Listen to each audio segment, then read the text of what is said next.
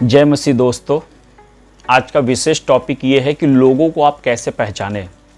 आप समाज में जाते हैं, सैकड़ों और हज़ारों लोगों से एवरी डे मिलते हैं।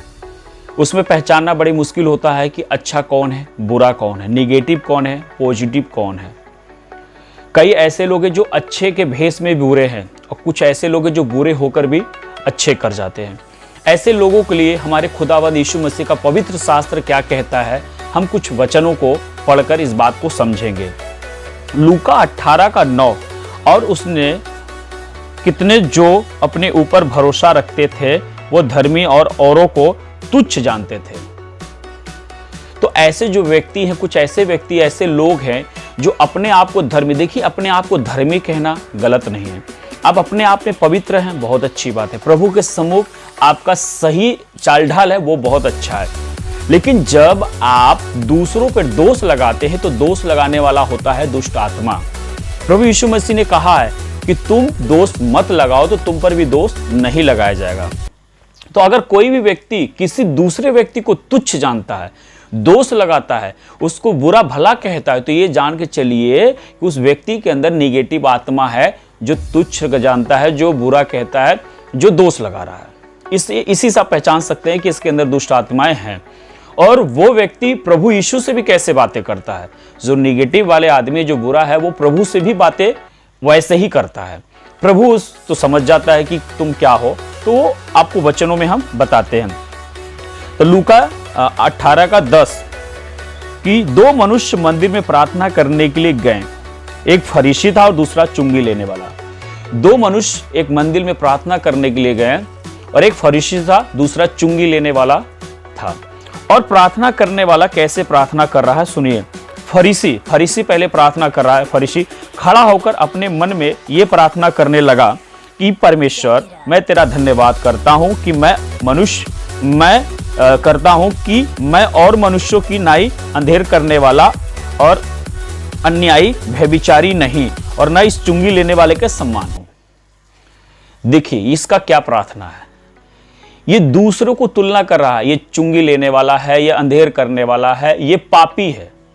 इसका मतलब ये है कि ये प्रार्थना परमेश्वर से अपने विषय में कुछ नहीं कहता, ये दूसरे के ऊपर दोष लगा रहा है, ये प्रार्थना में दोष लगा रहा है। यीशु मसीह इस बात को बहुत ही अच्छे से समझ गए कि ये बंदा दोष लगा रहा है। और फिर क्या प्रार्थना करा, मैं सप्ताह में 2 बार उपवास करता हूं, मैं अपनी सब कमाइयां का 10वां अंश भी देता हूं। अब अपनी बड़ाई भी कर रहा।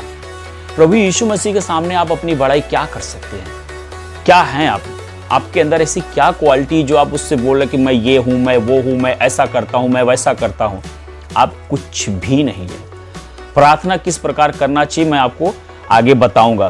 पहले इन सब चीजों को मैं आपको क्लियर कर दूं। मत्ती 24 का निकालिए, उसी में 12, और अधर्म के बढ़ जाने से बहुतों का प्रेम ठंडा हो जाएगा।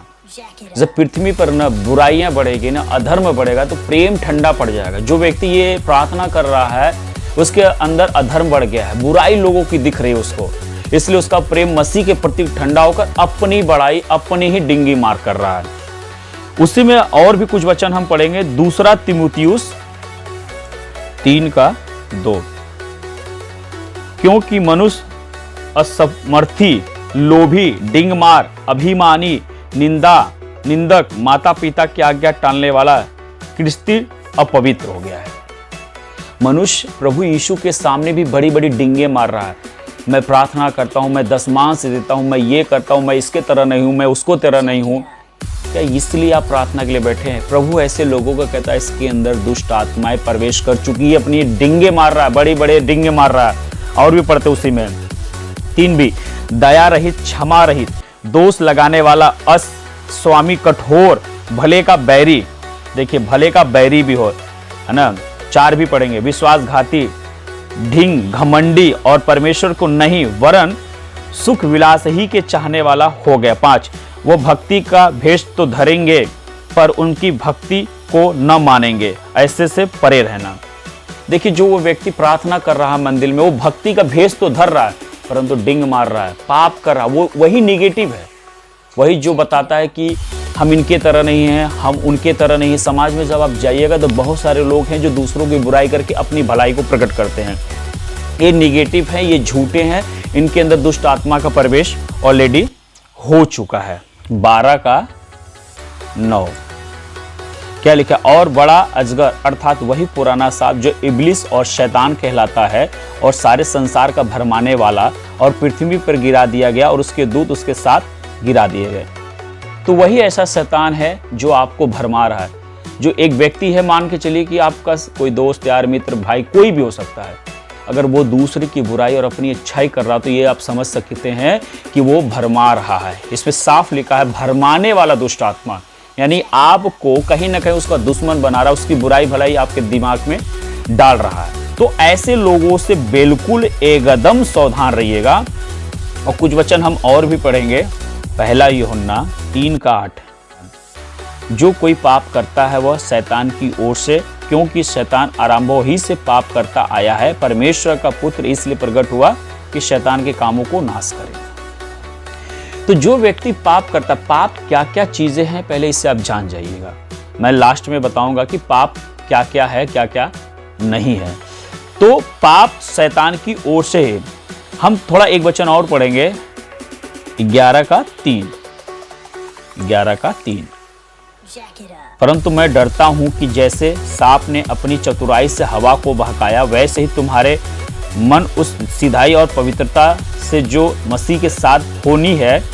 लूका 18 का 13 वचन 13 क्या लिखा? परंतु चुंगी लेने वाले ने दूर खड़े होकर स्वर्ग की ओर आंखें उठाना भी न चाहा, वरन अपनी छाती पीट पीट कर कहा, हे परमेश्वर मुझ पापी पर दया कर। 14, मैं तुमसे कहता हूं कि वह दूसरा नहीं परंतु यही मनुष्य धर्मी ठहराया जाकर अपने घर गया, क्योंकि जो कोई अपने आप को बड़ा बनाएगा वह छोटा किया जाएगा, और जो कोई अपने आप को छोटा बनाएगा वह बड़ा किया जाएगा। तो जो डिंग मार रहा था बड़ी बड़ी, प्रभु यीशु ने भी उसका बात नहीं सुने। प्रभु यीशु के सामने आप चतुराई नहीं कर सकते। शैतान को खुदाबंद यीशु ने पहले ही हरा दिया है। तो लिखा है कि दूसरा व्यक्ति जो डिंग नहीं मारा, जो अपनी भलाई और अपनी बड़ाई नहीं किया, न दूसरे को बुरा भला कहा, वो खुद कहा कि हे प्रभु मैं खुद भी बड़ा पापी हूँ, मैं इस योग्य भी नहीं कि आपके सम्मुख खड़ा भी हो जाऊं, प्रभु मुझे क्षमा कर दीजिए। तो यीशु ने कहा यही व्यक्ति की प्रार्थना सुनी गई। 7 का 14 पढ़िएगा। लिखा है, जब यदि मेरी प्रजा के लोग जो मेरे कहलाते हैं दीन होकर प्रार्थना करे और मेरे दर्शन की खोजी होकर अपनी बुरी चाल से फिरे, तो मैं स्वर्ग से सुनकर उनका पाप क्षमा करूंगा और उनके देश को ज्यों का त्यों कर दूंगा। तो पहला क्या करना है कि बुरे लोग भी मन फिरा लीजिए और प्रार्थना करिए, प्रभु आपके पापों को क्षमा कर देगा। वो बोला है क्षमा करेगा तो क्षमा करेगा। उसी में 16 दूसरा इतिहास 7 का 16, और जब मैंने इस भवन को अपनाया और पवित्र किया कि हे मेरे नाम सदा के लिए इन भवन में बना रहे, मेरी आंखें और मेरा मन दोनों ही त्यक्त इसी में लगा रहे। भवन क्या है? भवन ये हृदय जिसमें धर्मी और पवित्र जब आप इसे बना कर रखेंगे, शुद्ध करके रखेंगे, तो परमेश्वर की निगाह उसके ऊपर बना रहता है, वो आपको कभी भी छोड़ेगा नहीं। और हम पढ़ेंगे एक और वचन, मती 24 का 13, 24 का 13, परंतु जो अंत तक धीरज धरे रहेगा उसी का उद्धार होगा। विश्वास में बने रहिए और ये घबरा न जाइए कि किसी ने क्या कह दिया, भरमा दिया, बिगड़ गए। आप धीरज रखिए और प्रभु यीशु पे भरोसा करिए, प्रार्थना करिए। जो अंत तक धीरज रखेगा उसी का उद्धार होगा। प्रभु ने साफ साफ इस वचन के द्वारा आपको अपने अंदर बांध लो। इफिसियों 6 का 11, परमेश्वर के सारे हथियार बांध लो कि तुम शैतान की युक्तियों के सामने खड़े रह सको, है ना। और उसी में लिखा है 18, और हर समय हर प्रकार से आत्मा में प्रार्थना और विनती करते रहो और इसलिए जागते रहो कि सब पवित्र लोगों के लिए लगातार विनती किया करो। प्रभु ने कहा है कि तुम दूसरों के लिए प्रार्थना और विनती किया करो, ना कि दूसरे के ऊपर इंजाम लगाओ, बुराई करो, ऐसा है वैसा है। प्रभु ने क्या किया? तुम एक दूसरे के लिए प्रार्थना लगातार किया करो, है ना। पहला पत्रस 5 का 8, सचेत हो और जागते रहो, क्योंकि तुम्हारा विरोधी शैतान गर्जने वाला सिंह की नाई इस खोज में रहता है कि किसको फाड़ खा ले। तो ये परमेश्वर का वचन था जो प्रभु ने हमें दिया, और आज हमने आपको वचन में दे दिया कि पहली चीज़ें, आप अगर प्रार्थना करते हैं तो किसी के ऊपर दोष मत लगाइए, किसी को बुरा भला मत कहिए। आप जो भी हैं, जैसे भी हैं, प्रभु के सम्मुख ही सारी बातों को बोलिए। दूसरी चीज़ें ये है कि आप प्रार्थना करिए तो अपनी बड़ाई मत करिए, परमेश्वर को धन्यवाद करिए, उनकी बड़ाई करिए, उनके कामों को वर्णना करिए। अगर ऐसी प्रार्थनाएं नहीं हो रही हैं तो आप ये जान लीजिए कि आपके अंदर दुष्ट आत्मा ने प्रवेश कर चुका है। आपने वचन को पढ़ा है, सुना है, देखा है कि वचन क्या कहता है। प्रभु ने कहा है उस व्यक्ति की प्रार्थना नहीं सुनी गई जो अपनी बड़ाई करता था, परंतु उसी की सुनी गई जो अपने पापों से अंगीकार करता है। तो आज का वचन इतना ही। धन्यवाद। जय मसीह।